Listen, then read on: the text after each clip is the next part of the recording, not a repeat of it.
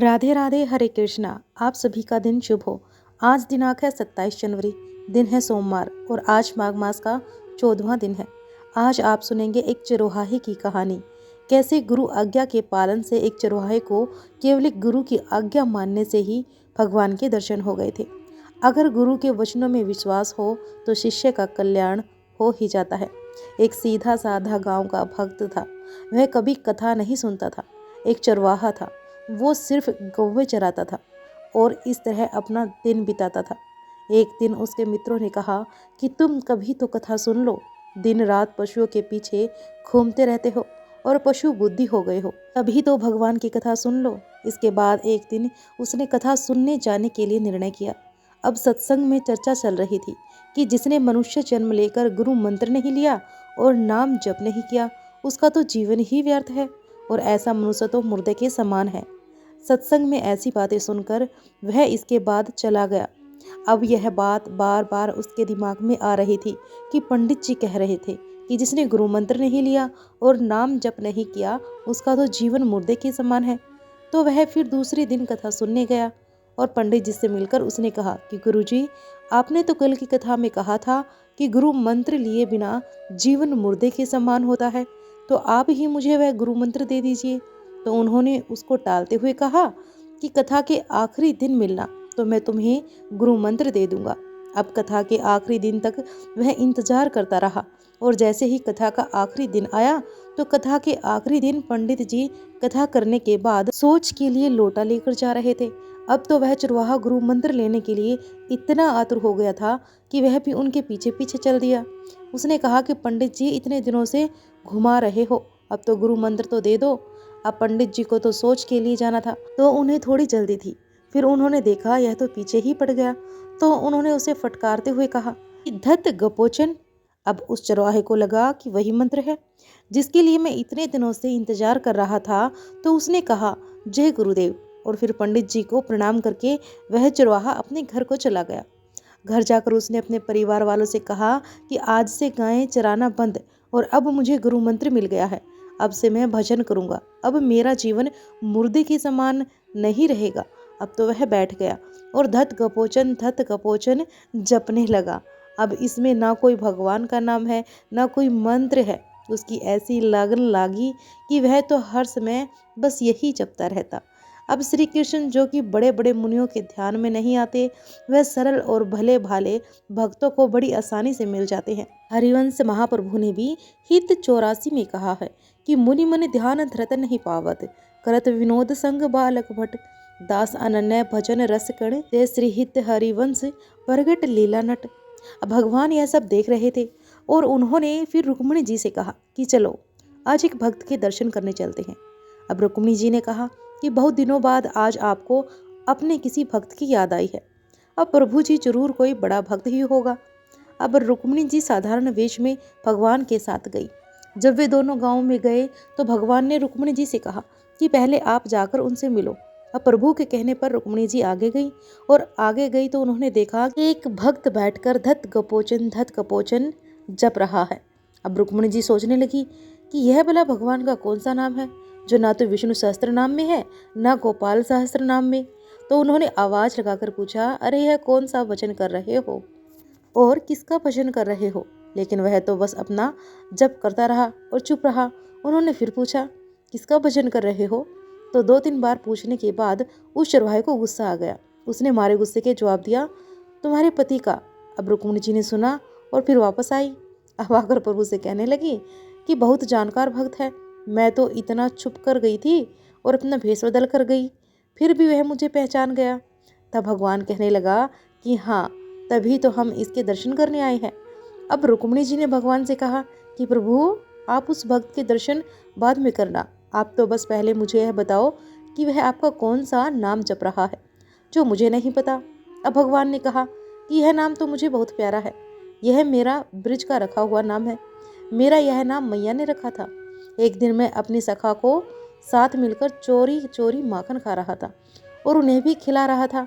इतने में मैया और गोपीचंद आ गई और उन्होंने कहा कि कन्हैया, यह क्या कर रहा है? अब मैंने देखा कि हम फंस गए हैं। तो मैंने कहा, मैया, मैंने देखा कि माखन में चींटियां चढ़ी हुई है, तो मैं चींटी निकाल रहा था। अब मैया ने पूछा, फिर ये तुम्हारा पूरा हाथ माखन से क्यों सना हुआ है? इस पर मैंने कहा कि मैया, चींटी माखन के अंदर चली गई थी तो मुझे भी मटकी में हाथ डालना पड़ा। फिर मैया ने पूछा, तो तुम्हारे मुख पर माखन कैसे लगा? तो मैंने कहा कि एक मक्खी बार बार उड़कर मुझे परेशान कर रही थी, तो मैंने अपने हाथ से उसे मारने की कोशिश की तो माखन वाला हाथ मेरे मुंह पर लग गया। अब तो मैया समझ गई कि मैं अपनी चोरी छुपा रहा हूँ और ये सारी कहानियाँ सुना रहा हूँ। तब उन्होंने कहा कि दत्त कपोचन। अब प्रभु ने श्री रुक्मणी जी से कहा कि यह मेरा उस समय का रखा हुआ नाम है। एक अनपढ़ आदमी ने गुरु के वचनों पर श्रद्धा विश्वास रखकर जब एक साधारण शब्द बोला तो उसे भगवान का साक्षात्कार हो गया। अब भगवान तो अंतर्यामी है, सर्वज्ञ है, वह तो हर कण कण में, हर अक्षर में विराजमान है। फिर राधा नाम तो स्वयं हरि जपते हैं, राधा नाम तो परम प्रेममय है। जब उस चरवाहे ने विश्वास करके धत कपोचन जपा तो उसे रुक्मिणी जी और श्री द्वारकाधीश भगवान दर्शन देने आ गए। सोचिए, अनजाने में एक ऐसे शब्द का उच्चारण करने से जिसका कोई अर्थ ही नहीं था, जो कभी किसी ने सुना ही नहीं था। अगर श्रद्धा के साथ उस चरवाहे ने उस नाम का जप किया तो उसे ठाकुर जी के दर्शन हो गए। तो फिर भला अगर आप श्रद्धा और विश्वास के साथ राधा नाम जपेंगे तो क्या आपको भगवान प्राप्ति नहीं होगी? इसीलिए तो गुरु द्वारा प्रदत्त उपासन में संदेह नहीं करना चाहिए और राधा राधा जपना चाहिए। और हर किसी के जीवन में एक गुरु का होना जरूरी है, एक गुरु मंत्र का होना अत्यंत आवश्यक है। सभी मिलकर प्रेम से बोलिए, राधे राधे। श्री कृष्ण भगवान की जय। अब सुनिए आज का अध्याय। अब श्री सूत जी कहते हैं कि हे विप्रो, पूर्व काल की बात है, चमत्कारपुर में उत्तम व्रत का पालन करने वाले चंड शर्मा नाम से विख्यात एक ब्राह्मण हुए, जो रूप और उदारता आदि गुणों से संपन्न थे। वे जब युवा अवस्था में पहुंचे तब किसी वेश्या में आसक्त हो गए। तब एक बार आधी रात में वो प्यास से व्याकुल होकर उठे तो उस वेश्या से बोले कि हे प्रिय, मैं पानी पीना चाहता हूँ। तब उस वेश्या ने पानी के भरम से उन निंद्रकुल ब्राह्मण को मदिरा से भरा हुआ पूर्वा लाकर दे दिया। मुख में मदिरा जाते ही ब्राह्मण कोपित हो गए और उस वेश्या को बार बार धिक्कारते हुए कड़ी फटकार सुनाने लगे। अरे पापनी, तूने यह क्या किया? आज मदिरा पीने से मेरे ब्राह्मण निश्चय ही नष्ट हो गई होगी। अब मैं आत्मा शुद्धि के लिए प्रायश्चित करूंगा। यह कहकर वे दुख पूर्वक घर से निकले और निर्जन वन में जाकर करुणा स्वर में विलाप करने लगे। फिर प्रातःकाल होने पर उन्होंने अपने शरीर के सारे बाल बनवाकर वस्त्र सहित स्नान किया। फिर वे श्रेष्ठ ब्राह्मणों की सभा में गए। उन्हें प्रणाम करके बोले कि हे ब्राह्मणों, मैंने जल के धोखे से मदिरा पी ली है, मुझे अब दंड दीजिए। तब उन ब्राह्मणों ने बार बार धर्मशास्त्र का विचार करके कहा कि ब्राह्मण, अगर जानबूझकर या अनजाने में भी मदिरा पी ली हो तो मदिरा के बराबर ही खोलता हुआ घी पी लेना और उसकी शुद्धि हो जाती है, अर्थात प्रायश्चित हो जाता है। इसीलिए अगर तुम आत्मा शुद्धि चाहते हो तो यही प्रायश्चित करो। तब बहुत अच्छा, मैं ऐसा ही करूँगा, ऐसी प्रतिज्ञा करके उस ब्राह्मण ने तत्काल घी लेकर उसे पीने के लिए आग पर तपाया। इतने में ही यह समाचार सुनकर उनके माता पिता भी वहां आ पहुंचे और बोले, क्या बेटा, यह तुम क्या कर रहे हो? तब पुत्र ने अपनी आंखों से आंसू बहाते हुए रात की सारी घटना कह सुनाई। और यह सब सुनकर ब्राह्मण दंपत्ति ने उन सभी श्रेष्ठ ब्राह्मणों से प्रार्थना की कि मेरे इस पुत्र को धर्मशास्त्र का विचार करके कोई दूसरा प्रायश्चित बताइए। तब उन ब्राह्मणों ने फिर से आदरपूर्वक धर्मशास्त्र का विचार किया। फिर इस प्रकार कहा कि हे ब्राह्मण, धर्मशास्त्र में तो कोई दूसरा उपाय नहीं है, तुम्हें जो उचित लगता है वही करो। तब ब्राह्मण ने अपने पुत्र से कहा कि बेटा, तीर्थ यात्रा करो, फिर कर्म से अनेक प्रकार का व्रत करने से पवित्रता को प्राप्त होगा। पुत्र कहने लगा कि महाभाग्य के लिए पर्याप्त नहीं है जो आप मुझे व्रता आदि का उपदेश कर रहे हैं। अब पुत्र का निश्चय जानकर पुत्र वत्सल्य पिता और उनकी सती पत्नी ने भी मृत्यु का निश्चय करके प्रसन्नता पूर्वक अपना सब कुछ ब्राह्मण को दान कर दिया।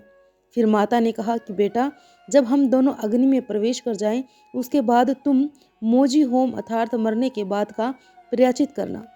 ऐसा कहकर वे दंपत्ति प्रसन्नता पूर्वक मृत्यु के लिए अग्नि के पास गए और उनके साथ ही उनका पुत्र भी था।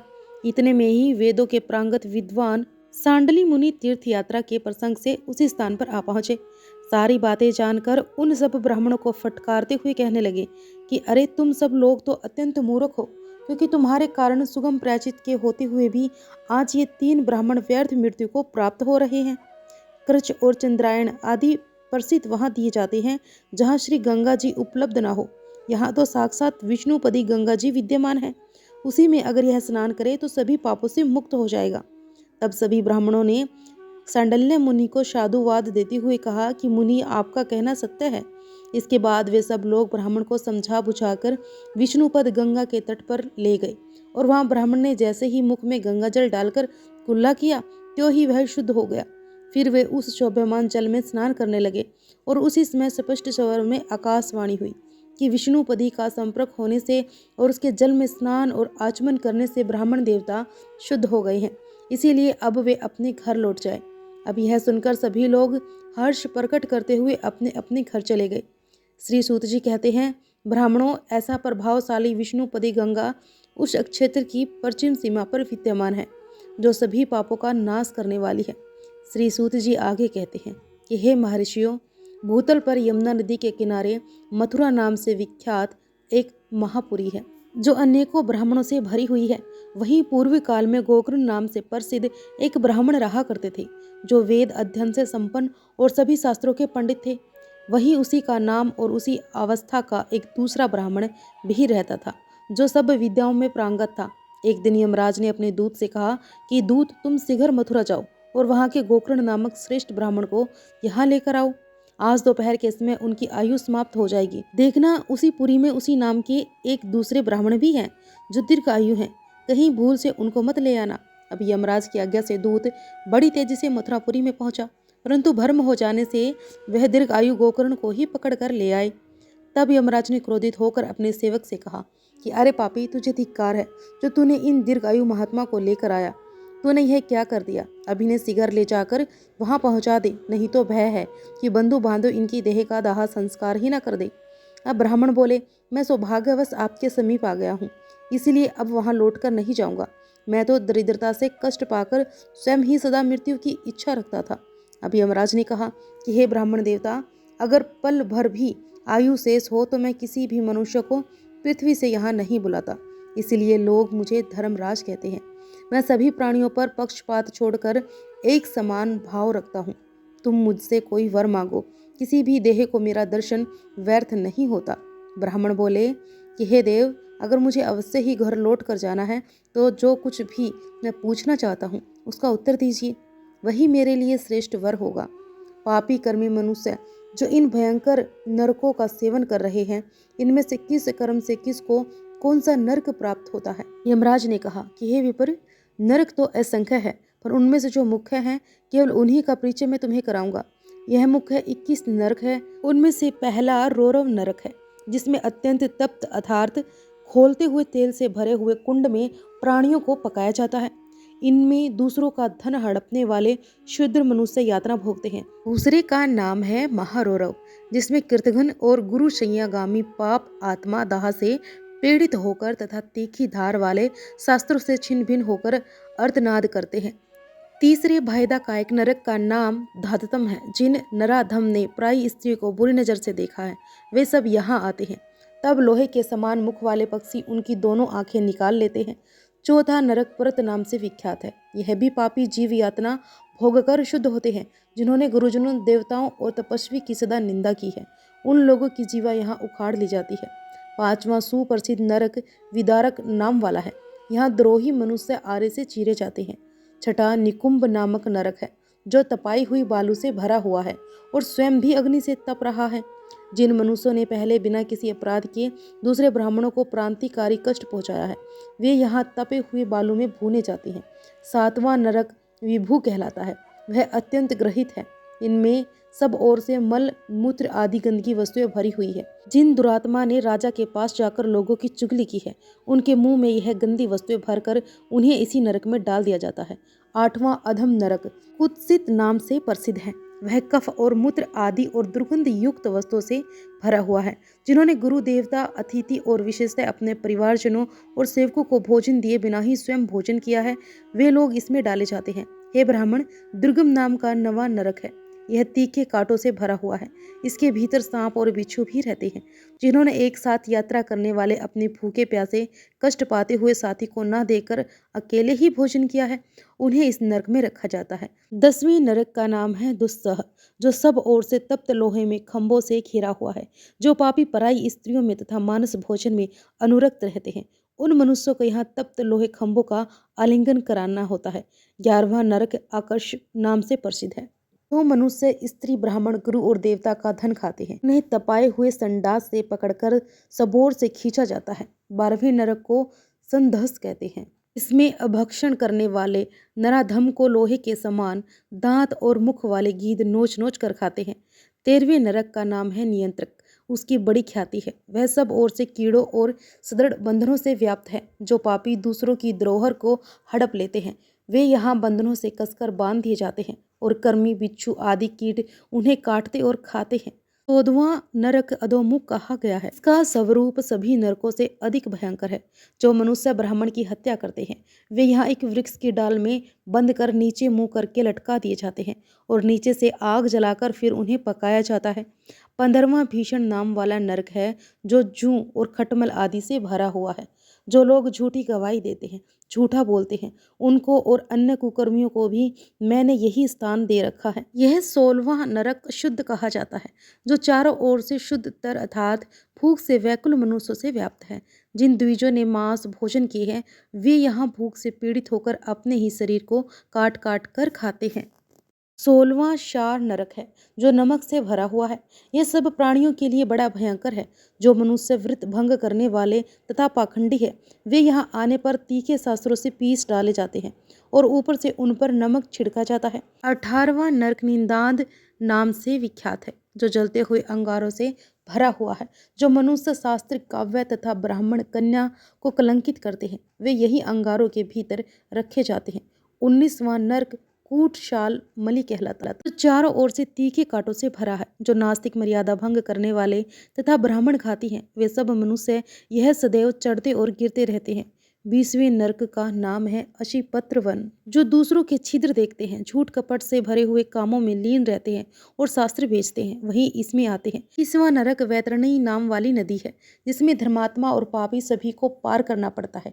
जो मनुष्य काल के समय गाय की पूंछ हाथ में लेकर उसका दान करते हैं वे सुखपूर्वक उस वैतरणी नदी को पार कर जाते हैं। जो मनुष्य गोदान किए बिना ही मर जाते हैं उन्हें इसी दुर्गम नदी को हाथों से ही तैरकर पार करना पड़ता है। हे दिव्य श्रेष्ठ, तुमने जो कुछ पूछा वह सब वृतांत मैंने तुमसे कह दिया। अब इच्छा अनुसार धन लेकर घर जाओ। ब्राह्मण बोले, हे धर्मराज, अब यह बताइए कि कौन सा कर्म करने से मनुष्य नरक में नहीं जाते। यमराज ने कहा, जो सदा तीर्थ यात्रा में लीन रहता है, देवता और अतिथियों की पूजा करता है, ब्राह्मणों के प्रति भक्ति रखता है और शरण में आए हुए का पालन करता है, वह कभी भी नरक में नहीं जाता। जो सदा दूसरों की भलाई में संलग्न रहता है, हेमंत अर्थात सर्दी में आग तपाता, गर्मी में जल पिलाता और वर्षा में ठहरने के लिए स्थान देता है, वह कभी नरक का दर्शन नहीं करता। जो व्रत और उपवास में तत्पर शांत चित्त जितेंद्रिय ब्रह्मचारी और सदैव भगवान का ध्यान करने वाला, वह मनुष्य भी नरक में नहीं जाता। जो अन्न और तिल का दान करता है, किसी भी प्राणी की हिंसा नहीं करता, वेद्या अध्ययन करके शास्त्र के आज्ञा पालन में तत्पर होता है, मीठे वचन बोलता है और सदा धार्मिक चर्चा किया करता है, वह कभी भी नरक को नहीं देखता। ब्राह्मण बोले, धर्मराज, यह तो एक मूर्ख भी जानता है। शुभ कर्म में तत्पर रहने वाला पुरुष नरक में नहीं जाता और पाप परायण मनुष्य स्वर्ग में नहीं जा सकता। मुझे तो सभी लोगों को सुख पहुंचाने वाला श्रेष्ठ व्रत, नियम, तीर्थ, जप अथवा होम आदि बताइए, जिसको कम मात्रा में करने पर भी पापी पुरुष भी अपने पाप का नाश करके शीघ्र ही स्वर्ग लोक को जा सके। तब यमराज जी ने कहा कि हे दिव्यज श्रेष्ठ, अनर्थ देश में परम मनोहर और सर्व तीर्थ में शुभ हाटकेश्वर क्षेत्र है, जो महापातकों का भी नाश करने वाला है। जो उस क्षेत्र में 15 दिन भी भक्ति पूर्वक भगवान शंकर की पूजा करता है, वह सभी पापों से युक्त होने पर भी भगवान शिव के लोक में प्रतिष्ठित होता है। इसलिए तुम वहीं जाकर भक्ति भाव से भगवान शंकर की आराधना करो। इससे अपनी 10 पीढ़ियों के साथ तुम मोक्ष प्राप्त करोगे। श्री सूत जी कहते हैं, यह उपदेश सुनकर गोकर्ण जी जैसे ही अपने घर की ओर प्रस्थान करने के लिए तत्पर हुए, त्यों ही यमदूत दूसरे गोकर्ण को भी साथ लेकर वहीं आ पहुंचे और शीघ्र उसने धर्मराज के सामने उसे उपस्थित कर दिया। तब धर्मराज ने प्रसन्न होकर दूत से कहा कि तुम समय बिताकर इन ब्राह्मण देवता को यहाँ लाए हो, इसीलिए द्वितीय गोकर्ण के साथ ही इन्हें भी जल्दी छोड़ दो। वे दोनों गोकर्ण ब्राह्मण उसी क्षण एक ही साथ छोड़ दिए गए और फिर दोनों ने सहसा अपने अपने शरीर में प्रवेश कर लिया और स्वस्थ होने पर दोनों ने हटकेश्वर तीर्थ में यथावत तपस्या करके भगवान शंकर की आराधना की और उसके प्रभाव से सह शरीर स्वर्गलोक को चले गए। जो मनुष्य निष्काम भाव से वहाँ भगवान शिव की आराधना करता है, वह निश्चय ही मोक्ष को प्राप्त होता है। हे विपर, इस प्रकार मैंने तुम्हें हटकेश्वर क्षेत्र का प्रमाण और सीमा आदि का संपूर्ण वृत्तांत कह सुनाया। यहाँ खेती करने वाले किसान भी परम गति को प्राप्त होते हैं। फिर जो अपने मन को वश में रखने वाले शांत और जितेंद्रिय साधक हैं, उनके लिए तो कहना ही क्या, मनुष्य की तो बात ही क्या। उस क्षेत्र में मृत्यु को प्राप्त कीट पतंग पशु पक्षी और मृग भी निसंदेह स्वर्गलोक को जाते हैं। जो भगवान जनार्दन को अपने हृदय में स्थापित करके श्रद्धापूर्वक वहाँ रहते हैं, उनकी सद्गति में संदेह ही क्या हो सकता है। इसीलिए पूरा प्रयास करके सबको उस क्षेत्र का दर्शन अवश्य ही करना चाहिए। हरे कृष्णा। आज के अध्याय में बस इतना ही। इसके आगे का वृत्तांत आप सभी अगले अध्याय में जरूर सुनना।